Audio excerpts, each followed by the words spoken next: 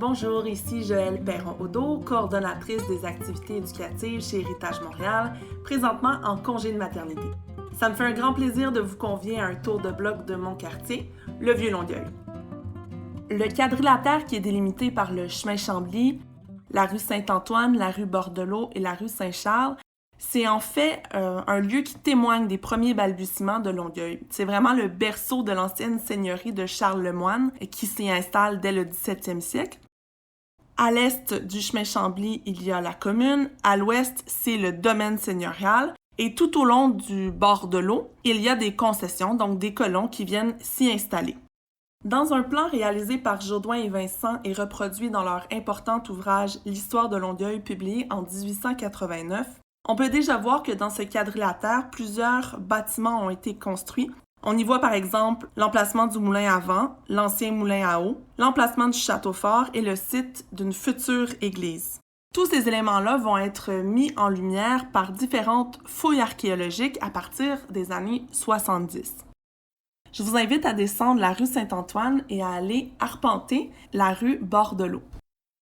La rue Bordelot, qui faisait depuis longtemps déjà partie de l'important chemin du roi, était plus proche du fleuve. Avec la création de la voie maritime dans les années 50 et surtout la création de l'autoroute 132, la rive s'éloigne puisqu'on fait un remblaiement.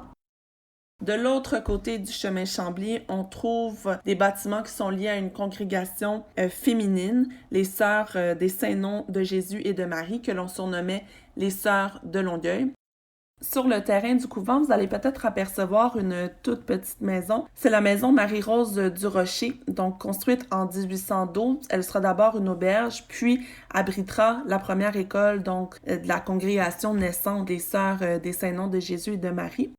Cette petite maison va être déplacée pierre par pierre. En fait, elle se trouvait sur le chemin Chambly. Elle va être menacée de destruction et on va donc la déménager sur le terrain du couvent.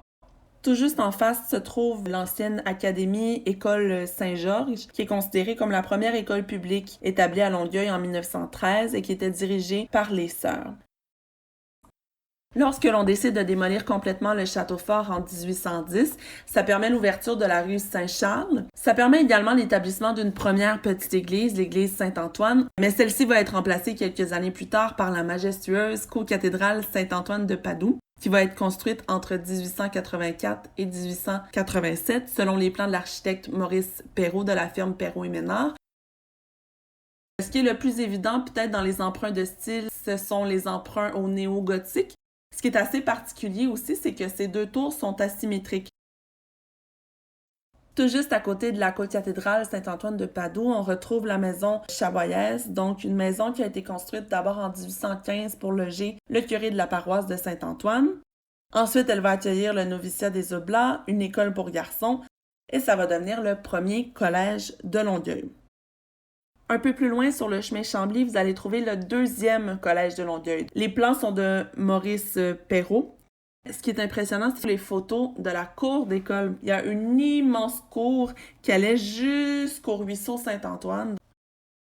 Lorsque vous emprunterez la petite rue Sainte-Élisabeth, vous allez apercevoir trois petites maisons qui datent de la fin du 19e siècle. Ce sont des maisons dont l'architecture est influencée par les cottages américains. Nos deux derniers arrêts se concentrent sur deux parcs, deux places publiques. En 1853, on érige, dans le quadrilatère que l'on connaît aujourd'hui comme le carré Isidore-Hurtaud, le premier marché public de Longueuil. Donc le carré Isidore-Hurtaud porte le nom de celui qui devient en 1848 le premier maire de la municipalité de paroisse de Longueuil.